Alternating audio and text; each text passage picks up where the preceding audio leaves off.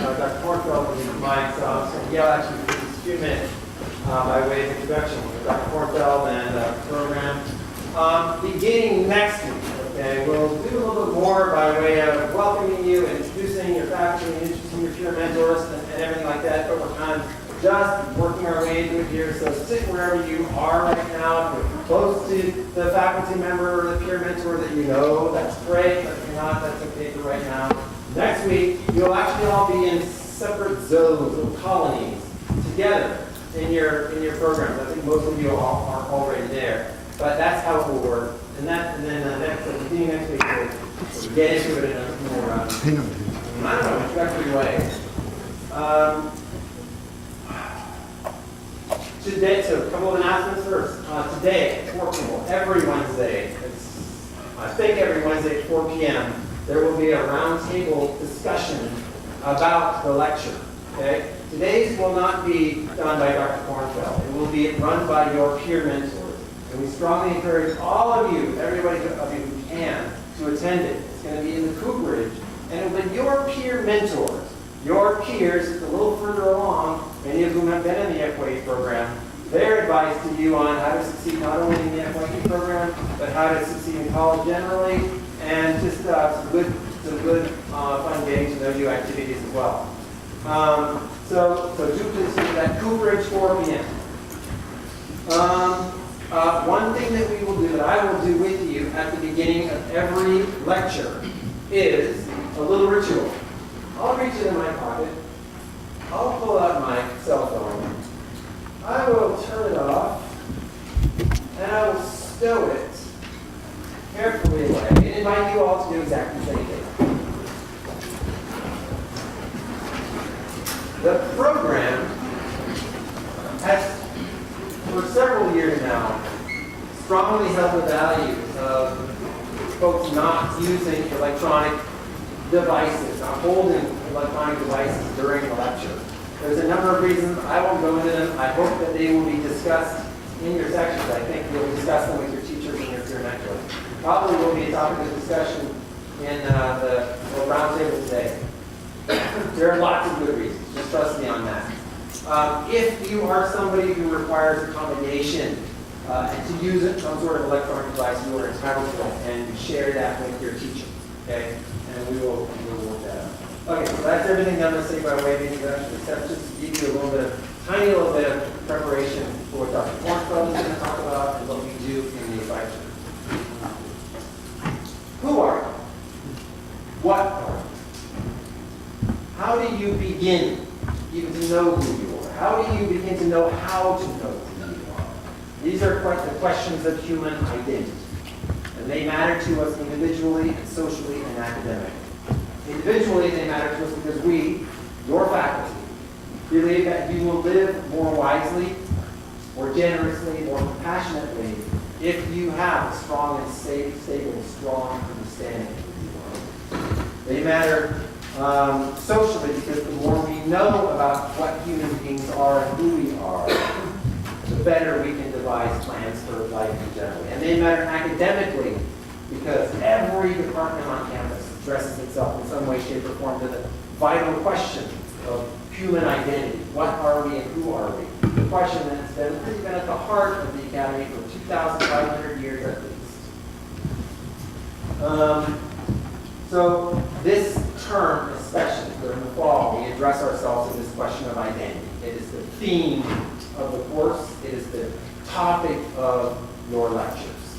And we will address that theme from all these different academic perspectives, beginning from the perspective of education. Because we come in, we trust, if you're coming in today, one of your central questions of identity is the question, who am I as a college student? Who am I in this place called the Academy? Who am I? Who do I wish to be in the future by virtue of my experience of being a college student? Dr. Kornfeld is going to invite us into that engagement with those questions right now. Dr. Kornfeld is Associate Vice President for Undergraduate Studies at Sonoma State University. He has been an education faculty member for several years before that. Before that, he was a teacher, I think, grades 5 to 8. Do I have that correct? 5 through 12, actually. 5 through 12 in the public public school systems for a number of years before that. So he knows education. I've been through it and pretty much from every perspective. He talk from that perspective. We've been an educator for more than 30 years. 40. And we're incredibly lucky to have Kornfeld here. He was one of the founding faculty members for the development FYE program, and certainly is an administrator currently who supports the program that we all do. Thanks, Scott. Can you all hear me? Can you hear me? I can't tell if I'm mic'd or not. Okay, you can hear me. Good. Yeah, unfortunately, it's 40 years that I've been in this business. So, 16 years in the K-12, and then, I don't know, around 16 in the, I've lost count, maybe 18 at Sonoma State, and then the last few years as an administrator, which means I really have spent a lot of time thinking about education, and that's what I like to do. It's not just what I do as my profession, it's what I do because I take great joy in understanding what goes on in classrooms. And I'm going to talk a little bit about that today, because even though you're all experienced with classrooms, I want you to think about it from another perspective, that is not just as a student, but kind of looking from above and thinking about what goes on in the classroom.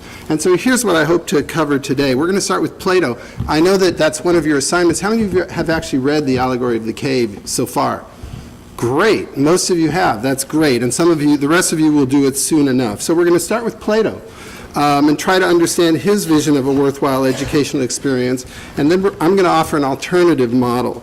We're going to look at schooling in the U.S. today, and we're going to eventually, I hope, get to the question of you.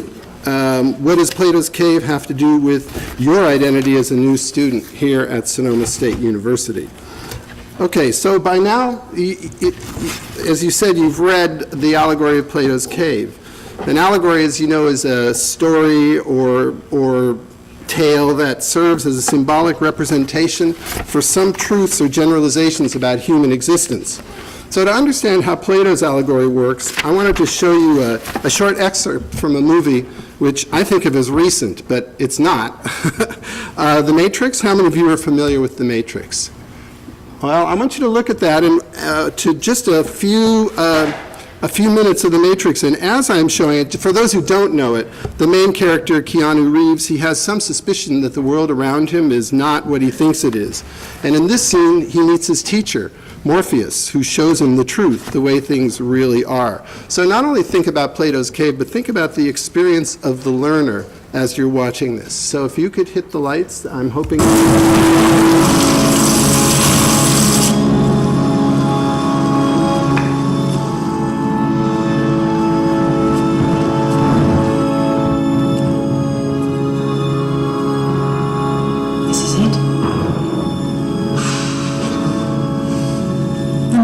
Piece of advice. Be honest. He knows more than you can imagine.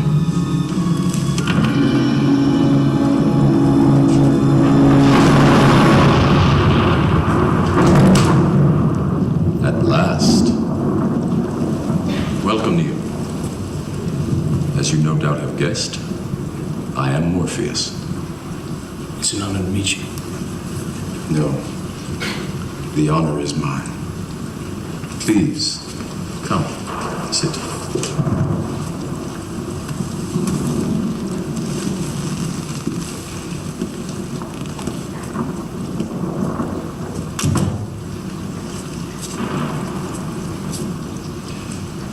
I imagine that right now you're feeling a bit like Alice, tumbling down the rabbit hole.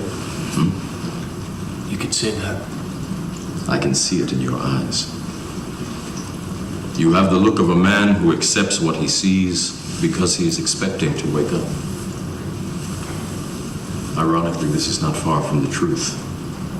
Do you believe in fate, Neil? No. Why not? Because I don't like the idea that I'm not in control of my life. I know exactly what you mean.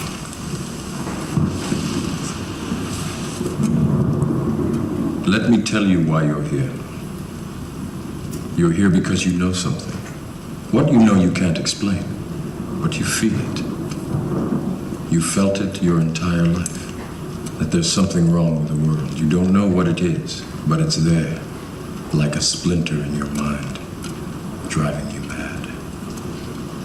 It is this feeling that has brought you to me. Do you know what I'm talking about? The Matrix. Do you want to know what it is? The Matrix is everywhere. It is all around us. Even now, in this very room. You can see it when you look out your window or when you turn on your television. You can feel it when you go to work, when you go to church, when you pay your taxes. It is the world that has been pulled over your eyes to blind you from the truth. What truth?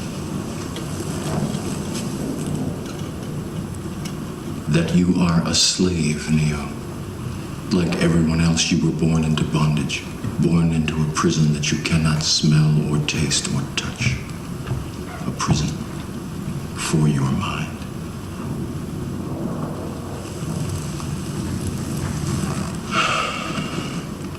Unfortunately, no one can be told what the Matrix is. You have to see it for yourself.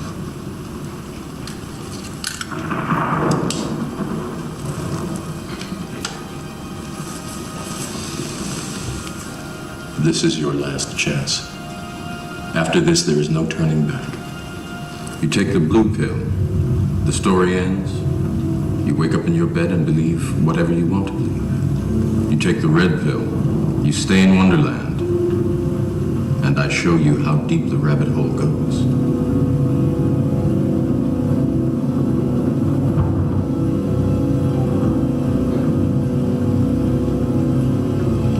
Remember, all I'm offering is the truth, nothing more.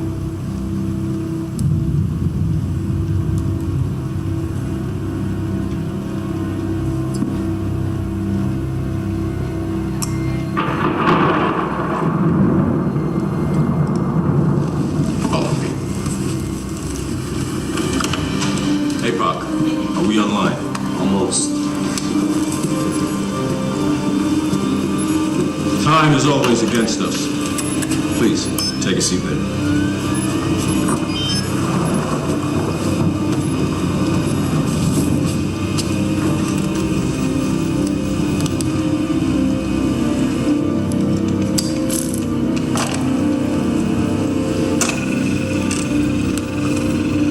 You did all this?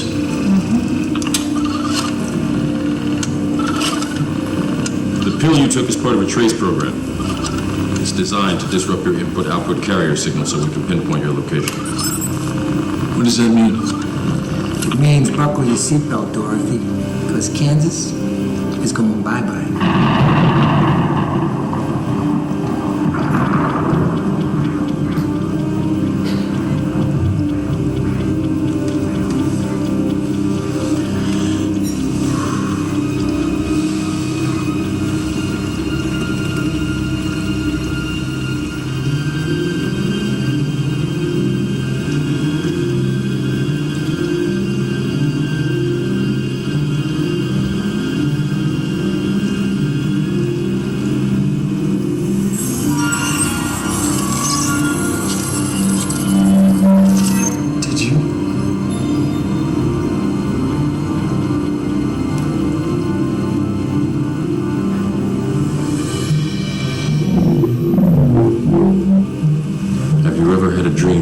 You were so sure it was real.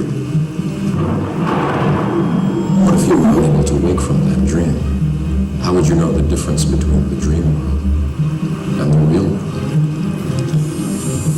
This can't Be what? Be real? It's going into replication. Hey, Bob, still nothing.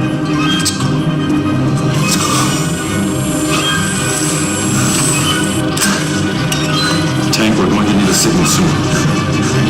Got a fibrillation. APOC, location. Target almost there. It's going going into arrest. I got him. Now take now.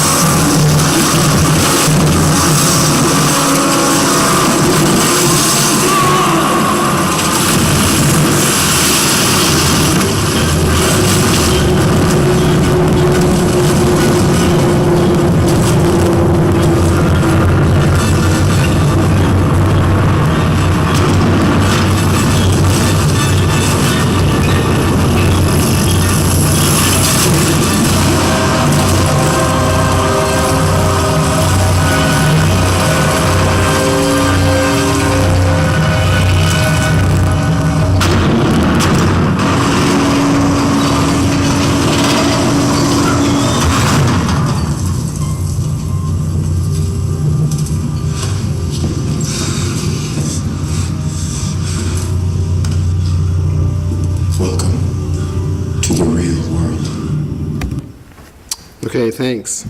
Welcome to the real world. Welcome to Sonoma State. How many of you are feeling a little bit like Neo right now? Nobody, that's good. We got a lot of liars in here, but that's okay. I forgot to welcome you, actually, in my excitement about getting started. A lot of you I met at orientation, and many of you are familiar faces, but it's really great having you now as official Seawolves here on campus. So welcome to Sonoma State. So let's make some connections now to Plato's Cave. You're thinking, what does that have to do with Plato's Cave? Well, think about this. In Plato's Cave, you've got the learners down there facing the wall. They are shackled and staring at the wall. They have no idea about what's real. Think about Neo. They think that what they're looking at, that is what their senses tell them, and what they're hearing is real. That's the real world. But what they see and hear are just shadows and echoes, created by people behind them using the fire and walking across the walkway, nothing more. Their senses fool them rather than revealing the truth. What does Morpheus say? You are born a slave. You are a slave born into a prison for your mind. What's the job of the teacher? The job of the teacher is to return to the cave, unshackle the prisoners, and turn them around, turn the mind around, as Plato says, and show them how they've been fooled. Then the teacher takes them up to the sunlight. What does Morpheus say? You have to see it for yourself. And this kind of transformation is big. It's not like just, thinking about your own lives. It's not like sort of solving a difficult math problem, although that feels great when you say, I get it. It's a lot bigger. It's when the change, when what you learn really rocks your worldview, kind of shakes you. So there are a few things that you need to keep in mind about Plato's vision. First of all, It assumes that there's such a thing as truth, not just information, but something much more profound than just facts. It's not just what you see, things that you see, it's ideas that you understand. Truth is an understanding of the good, of what's real, of what's right and wrong, about how to live your life. It's not easy to find, but it's there waiting to be discovered or pointed out by the teacher. Secondly, and this is really important, looking into the sunlight, like taking the red pill, does not magically teach you the truth. It allows the learner the opportunity to open his or her mind to seek the truth. Unfortunately, this can be really painful. And and it requires a whole lot of work. Plato reminds us how much it would hurt your eyes to come out into the sunlight after you've been in the dark all the time.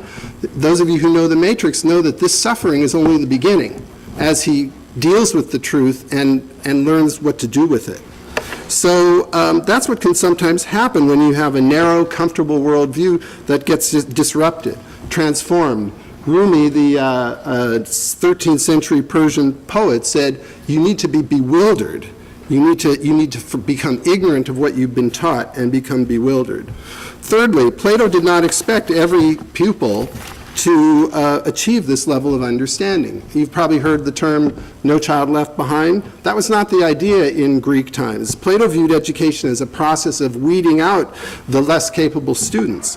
The idea was, in fact, to leave most children behind and end up teaching just the best and the brightest, because these best and brightest were going to serve as the philosopher kings. They were going to be the guardians of society. And one more thing that's really important to consider, and that is how knowledge is transferred. According to Plato, it's up to the teacher to show the students the truth and to transmit it to them. The student is essentially passive. Obviously, the student like Neo has to want to learn the truth, but it's there just waiting to be grabbed. And the result of this experience is transformation. When, I use the colors intentionally, when the student's new knowledge matches the teacher's original knowledge. Now, how did Plato envision the teacher showing students the truth? It was not as simple as Neo's education. If only we could just give you a red pill. The idea was that the teacher would ask the students questions. When you read that chapter from the Republic, you'll see it's a question and answer. And it's not just open-ended questions that the teacher asks, it's questions that have a specific answer that lead the student inexorably through logical argument to the truth. Do you know what this is called with this question and answer method? Some of you may have done this in high school. Socratic method, is that a term you're familiar with? That's Socrates, and Socrates is the teacher that he's describing in the Republic. So the Socratic method is this question and answer. And the idea is that those who successfully understand the logic, who are able to follow the teacher on this philosophical journey, they come to see the truth. That's what the Republic is. It's an example of how a teacher slowly but surely orients a student to the light. Okay, so how is this going to translate into a modern American classroom? I thought I would give an example, just one little example, if we could hit the lights, with a teacher who's almost as cool as Morpheus. In 1930, the Republican-controlled House of Representatives, in an effort to alleviate the effects of the, anyone? Great Depression, passed the, anyone? The tariff bill, the Hawley-Smoot Tariff Act, which anyone raised or lowered, raised tariffs in an effort to collect more revenue for the federal government. Did it work? Anyone? Anyone know the effects? It did not work, and the United States sank deeper into the Great Depression. Today, we have a similar debate over this. Anyone know what this is, class? Anyone? Anyone? Anyone seen this before? The Laffer curve. Anyone know what this says? It says that at this point on the revenue curve, you will get exactly the same amount of revenue as at this point. This is very controversial. Does anyone know what Vice President Bush called this in 1980? Anyone? Something DOO economics. Voodoo economics. Thank you. Is anybody familiar with that movie? No? Ferris Bueller's Day Off? Yeah, that's Ferris Bueller's Day Off. Okay, so I mean, obviously I'm stacking the deck here. This is a teacher who does not really know how to use the Socratic method, but clearly it's not working. Somehow, and it's true that in a lot of American classrooms, this transmission method of instruction, where the teacher conveys the knowledge directly to the student, just doesn't make a dent on the students. There's no transformation happening here, and I can't really blame them. Because I think that school learning has to occur, it'll occur much more readily when the learners actually care about what they're learning. Those learners in that video don't care. That is, the teacher can drag the students to the light, but they have to be willing to open their eyes and look. So the question is, how can a teacher get students to care about what they're learning? I want to look at another kind of learning experience, and this isn't in a classroom, but it can be easily translated to a classroom. Now, we've already talked about Plato, probably the greatest ancient philosopher of education. I want to present something by the person who I think is the greatest philosopher of 20th century education, and that is, of course, Bill Watterson. How many of you are familiar with Calvin and Hobbes? Great. And you don't really need to read this now. I can kind of describe it to you. It starts off with Calvin and Hobbes seeing a snake. The snake's just there. And immediately they're interested. They start asking questions. What does he eat? And why is he flicking his tongue out? And the whole first half is questions. And then in the middle right-hand side where there's the frame around it, that's really the key moment in there when Calvin stops and says, heck, we don't know anything about snakes. And it's not a bad thing. They're not upset. They're not diminished by it. They say, let's learn something about snakes. And they get a book. This is 20 years ago when you wouldn't necessarily go to the internet. But they get a book and they actually end up learning some more about snakes. So I want you to think about that. Let's take it a step further. Imagine that it actually was in a classroom. And imagine you had a teacher who brought in all kinds of snakes, reptiles, amphibians, whatever. They're all over the room, hanging from the ceiling, wherever. And the teacher has provided books and videos, computers, websites, you name it. And the teacher says to the students, okay, you all get to learn something about reptiles. You choose, you can work in groups or individually, and then you'll teach the class what you learned. So the kids, and maybe Calvin and Hobbes are in that class, the kids figure out what they want to learn, and they learn it, and they make a video, or they produce a website, or perform a play, or write a report, create a museum, whatever, and then they teach it to each other. Now, there are lots of different terms used to describe this type of learning process.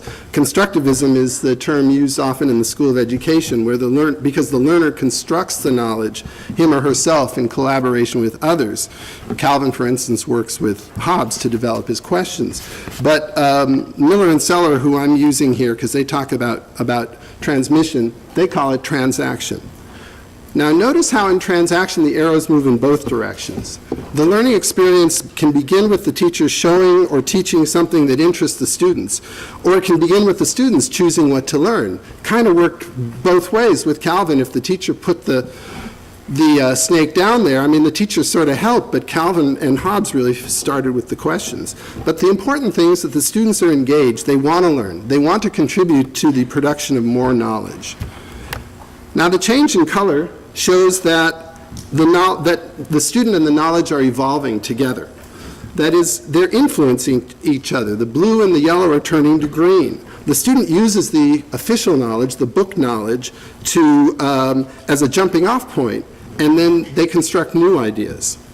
So sometimes this experience can result in transformation. It's about grasping big ideas and concepts. It's not just knowledge, but understanding. So say, what if Calvin and Hobbes decided, as they're interested in what snakes eat, maybe they decided they wanted to learn what snakes eat. Okay, they learned what snakes eat. But they also maybe learn that snakes they're eating animals that eat other animals, and then they get eaten, and they get a whole sense of the food chain. And they might suddenly realize a bigger idea. The snake is a key piece of that food chain, and if it gets pulled out, it could have really negative consequences with everybody else. The teacher didn't even teach this, right? As one parent once asked me when I was teaching, he asked me at back to school night, he said, are your students learning more than you're teaching them? At first I thought it was a trick question, but I realized, yeah, there's a case where Calvin and Hobbes might be learning more than the teacher taught them.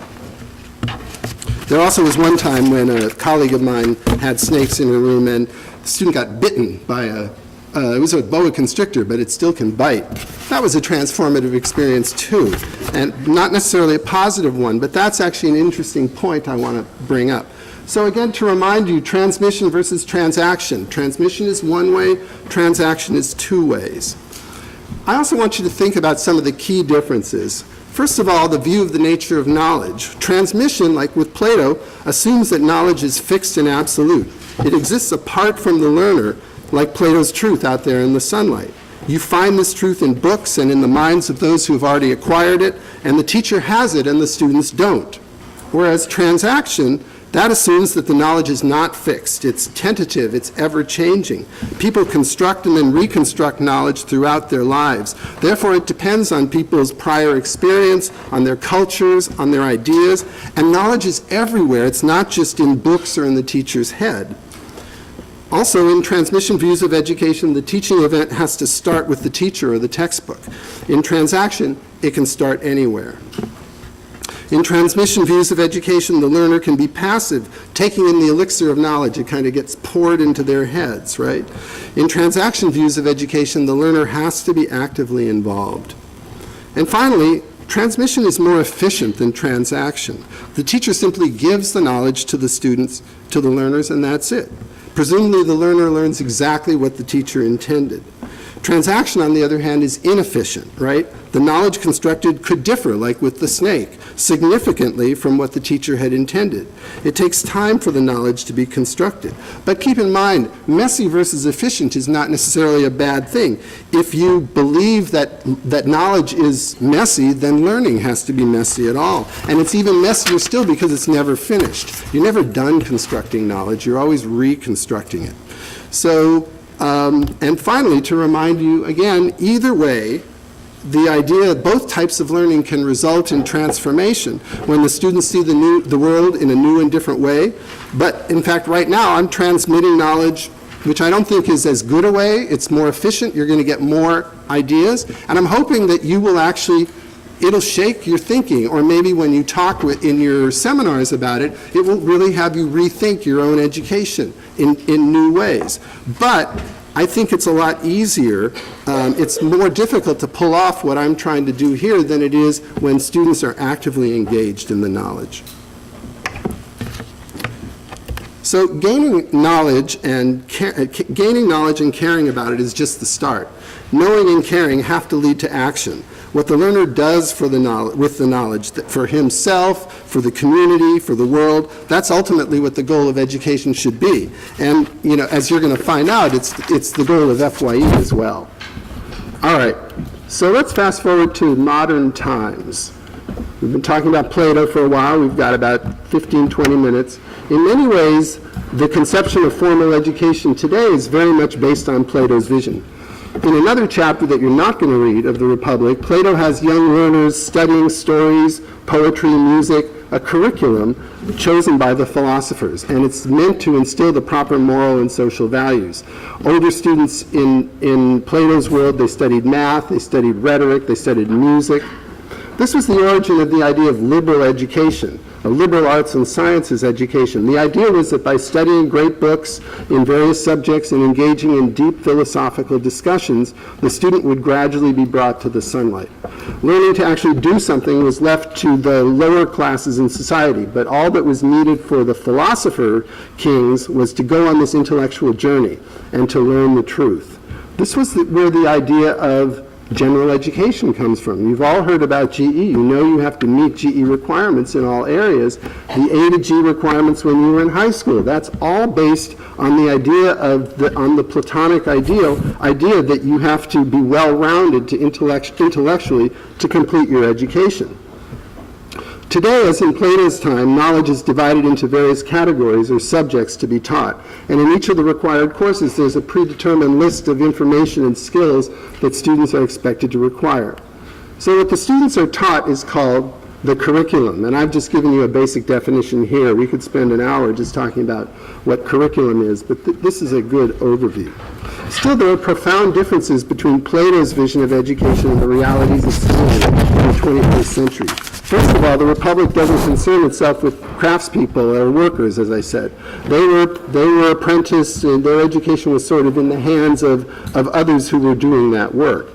I mean, and Athens was a pretty small place. I mean, how many students did Socrates have? If you look at the old paintings and etchings, he's got like 6 students all around him. So for Socrates, in Socrates' day, the dissemination of the required knowledge was pretty simple. It started with the philosopher, and it went directly to the student. So now today, 2014, things have gotten a lot more complex. There are a whole lot more students to account for. I'm talking about millions of students, hundreds of thousands of teachers. And as I already said, unlike in Plato's time, schools are expected to successfully transmit required knowledge to every single student. So the dissemination of curriculum is a lot more involved. The ideas about what should be taught start high in the government, not with philosophers, in fact, not with teachers at all, but with elected and appointed officials who develop curriculum guidelines, or standards, as they're called today, that reflect the values of society as a whole. This is just a generic overview. These guidelines pass through a series of bureaucratic levels, becoming ever more specific until they reach the teacher and the student at the bottom of the food chain, where the educational experience is supposed to directly mirror what came down from the top. Now, to make sure that this has happened, what do they have? Students are given standardized tests, which are evaluated near the top. And of course, now you may have heard about Common Core. At this point, that's federal. So there actually is this idea that it would all emanate from the federal government. So what impact does this have on schools, on the schools that all of us attended? That's the kind of thing that I'd like to study, and in the time remaining, I can only touch on a few of the issues. But I want to quickly go through a metaphor to think about what the effect it has. Imagine a craftsperson who makes violins. Each one is made from start to finish, each is fitted beautifully together, and each is unique. Each takes a long time to make, but each is beautiful, and in the end produces a superior tone. But what if you had to produce millions of violins? You'd develop a method for mass production. You would develop, machines would produce the back and the fingerboard and the scroll, and the parts would be fitted together as they come down the assembly line.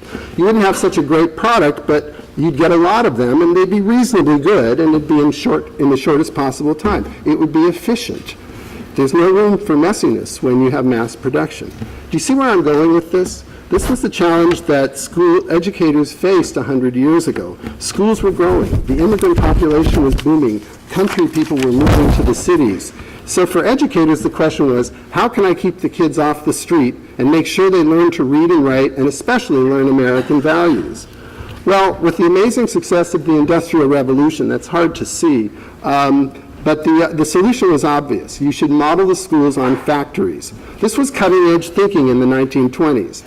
The student entering kindergarten is the raw materials, and the student completing school is the finished product. All you had to do was figure out the end product, what the end product needs to know, divide the knowledge into its constituent parts, and move the student along the assembly line. That's where the idea of switching classes came from. They didn't do that in Plato's time. They didn't do that in the 1800s. That's where Bell's dividing the day came from. Schools were even built to look like factories as homages to this system of education. So today, schools, and this is mostly in the East and the Midwest, where a lot more schools were built in the early 1900s than out here. So today, schools combine Plato's idea of a liberal education with this industrial model. But I don't think Plato would approve of the way it has evolved. Gone is the search for beauty and truth and transformation. So you need to kind of erase this vision of a handful of students discussing philosophy at the feet of their mentors.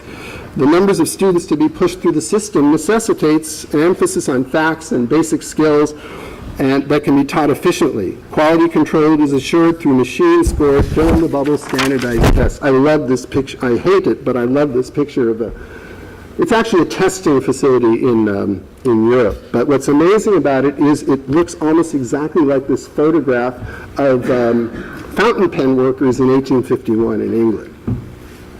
Thanks, Tim. So 13 years in school teaches us a lot more than just the formal curriculum of reading, writing, and arithmetic. There's something that educational theorists call the hidden curriculum that can have a lot greater impact on students than the formal curriculum. The atmosphere of the school, the way we're treated, teaches us a lot about ourselves and our relationship to the knowledge being taught. let's take a look at my own schooling. I always love to think about my own biography. Yeah, if you could hit the lights for this one. You know what that is? That is my kindergarten report card, 1959. So report cards are very useful artifacts for determining what the school system values. What you get graded on is what matters, right? So can you think about, can anyone tell me what was valued maybe in this report card? Anyone? Anyone? Anyone? And you can hit the lights, Tim, that's okay. I feel just like him in the movie. So what did I learn in kindergarten? What I learned was what I needed to do to be successful, right? I needed to be successful in school. I needed to be quiet. If you could, sorry, Tim, but if you could hit it again. Be quiet unless you're spoken to. Sit still until released. Do what you're told. Line up. Follow directions. Basically, shut up, right? In fact, I was an adult before I understood that cooperation meant working together, because I always had teachers saying to me, John, you are not cooperating, right? But cooperating meant do what I'm told. Exactly, do what I'm told. Thanks, Tim. So that's the hidden curriculum. I learned to conform. Stay invisible, don't make waves, do what you're told. Nobody ever said to me, John, your ideas and feelings don't matter nearly as much as moving along that assembly line. But that's what I learned. So let's look at a more recent report card. This is probably from about 15 years ago, so closer to your age. It shows that the situation hasn't changed. In fact, it's only become more intense. The social skills are still there. They're kind of in the upper left-hand corner, and they're much like mine were, but now in addition, specific skills in reading and writing and math have been added. Each of these categories represents a standard that came down from the state government and that must be met. What it takes to read and write and do math have been broken down into those tiny steps along that assembly line. By the way, I looked through it and I can't find transformation anywhere. I can't imagine. I mean, how could you, although there is this great line, where is it? It's something like likes coming to school or something like, where is that? Plays well, takes well, shows versus somewhere. Enjoys being in school. I love that. Check, enjoys being in school. Thank you. I mean, as if that's something that can be transmitted rather than through engagement. But again, I'm not really saying this, if you could hit the lights, Tim, thanks. What I'm saying again is the hidden curriculum is teaching students to be passive, to conform. Knowledge originates from the teacher. And in fact, think about it, transformation might be undesirable because it causes discontent, it causes stress, it's bewildering, as Rumi says. It's dangerous to the efficient function of a large institution to have too much transformation. And I could go on, there's more conformity, that's a what do you call it? When you get into a referral notice, exactly, from your high school, as a matter of fact.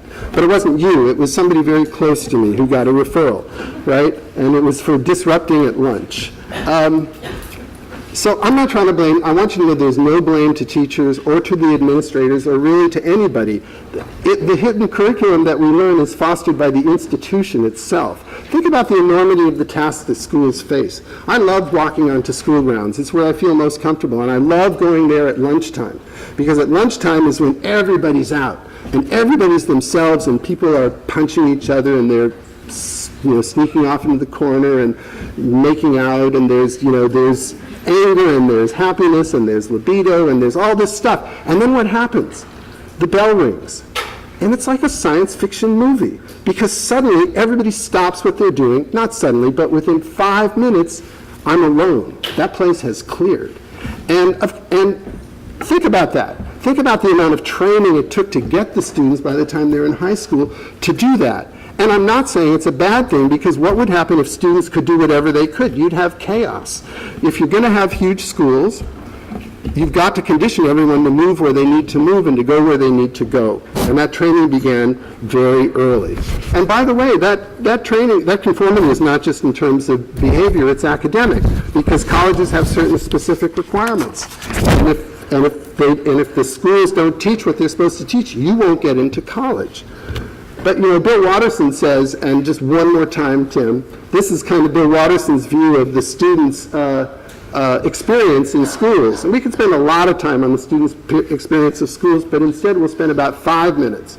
and that is, what is it, what impact does it have on you and on your views about learning? Thanks, Tim. I also will admit something. I know it's not that bad. You're probably sitting here saying, wait a minute, I liked school. School was okay. I loved school. I was very successful.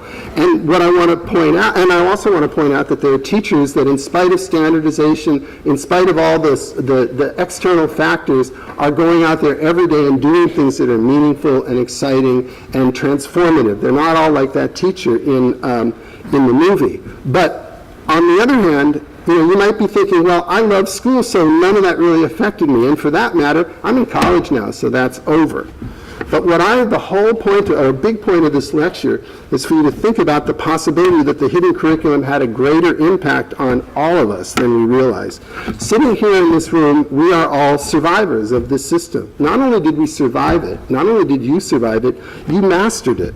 You learned how to negotiate, even how to flourish within it. You learned how to trade for good grades. You learned to do what you were told. We learned, I want to put myself in this, we learned to demonstrate what we know. We learned that knowledge is a commodity, something that you sort of buy and sell and trade. You traded for good grades, for a diploma, for a good job.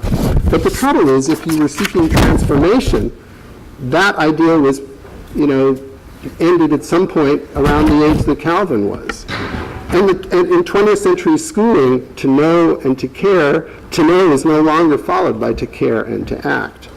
Now, public universities like this one have some of the same downsides as public schools. Even in a small place like SSU, thousands of students need to be processed through the system. GE requirements need to be met. And I'm the one who helps you get through this process. I'm not saying that it's a bad thing, but when you have 9,000 students, it ends up becoming a whole list of requirements that you want to meet. Just think about what it takes to work the schedule, to understand the system. So you're part of a system that you need to master in order to be successful. So it's easy when you get caught up in this kind of stuff to forget the major purpose of education, which is not just to get a good job, which, well, of course, getting a good job is highly important, but it's also to bewilder you, to shake up the foundations of your worldview, to challenge yourself to consider new ways to think and to decide what to do with the knowledge that you gain. That is, to get you to know, to care, to act. So really the question I'm going to ask, and I know that Dr. Ayala next week is going to follow up with, is, okay, given that you recognize that you're products of this system, and given that you have been trained to sort of do what you're told, get the requirements done, and that tends to be your focus if you're not careful, what do you do? So I think Plato got it right with his cave allegory that education should be transformational, but he left something out. For learning to be meaningful, you have to take charge of your education. So some of you already, like Neo, have taken that red pill and you've leaped down the rabbit hole, and now you're bewildered, as Rumi described it. Others of you, though, might not feel interested in doing this. I hope you all are. I'm hoping all of you would like to take this leap into the unknown but aren't sure how to do it. Well, here are a few things you could do while you're at SSU. First of all, take the red pill. Find something you're passionate learning about and pursue it. One way to do this may be to open your mind about topics coming this way in University 150. There will be lots of opportunities for you to be transformed. You're going to hear from scholars that are going to share that will share their intellectual passions. And if you are excited about something that they say, find out what they teach and take a course from them. Even if it isn't a requirement, take a course from them. See them during their office hours. Pick their brains. And that's the next thing. Seek professors who will challenge you to construct new meanings with the knowledge they share. How many of you know about ratemyprofessor.com? It's a great website. It'll tell you really professors who are really good, but one of the criteria is easiness factor. Like you should choose a professor because he or she's easy. No, you want to choose a professor because they are going to really work you, that they're going to be like Morpheus with Neo, that they're going to take an interest in you and really get you to push your mind and push your thinking. You've got one opportunity for a 4-year education in college, and it's now. If you don't start pushing your thinking now, you're not going to start doing it when you need to go out and get a full-time job. Thirdly, seek like-minded students who are as committed to transformation as you are. You're lucky. You're in a classroom full of people who have that potential. You have small groups to discuss, and this is an opportunity to meet not just friends, but intellectual members of your intellectual community. And finally, I want to add a shameless plug for my own profession, and that is become a teacher. We need more Morpheuses out there who will challenge the system and their students and who will transform understanding of the world around them. And teachers are always lifelong learners. So that's really it, except one thing. In my hand, let's cut the lights for this. In my hand, I have a red pill and a blue one. I hope as you begin your education here at Sonoma State that you're going to choose the red one. And that's really what FYE is all about. So thank you very much. Have a great semester.